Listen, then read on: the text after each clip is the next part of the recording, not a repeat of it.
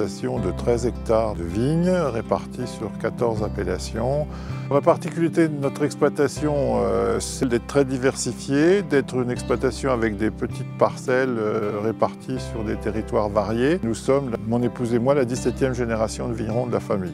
On a créé des chambres d'hôtes en 92, un nouvel aspect de notre métier, pour nous très positif dans la mesure où ça nous a fait connaître le monde entier puisqu'on a la chance en Bourgogne d'avoir des touristes nombreux et variés qui donnent une dimension humaine nouvelle.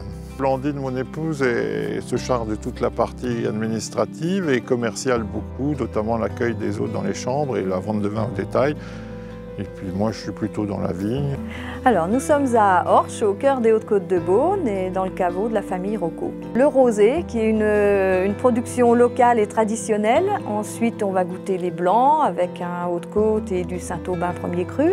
Puis ensuite, les rouges avec le Bourgogne Haute-Côte de Beaune à nouveau, en rouge, parce que c'est ce qu'il y a de plus léger, de plus fruité. Et puis ensuite, on part sur un Bourgogne qu'on a sur Volnay. Et après, on va goûter du Beaune et du Pommard.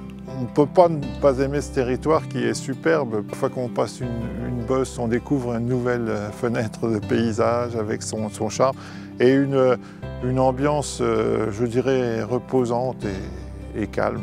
C'est l'origine aussi du vignoble, c'est les hospices de Beaune, le Clos Vougeot qui sont les fondements de la viticulture, avec une dimension architecturale et spirituelle forte, puisque la vigne est chargée d'une dimension spirituelle, qu'on le veuille ou non.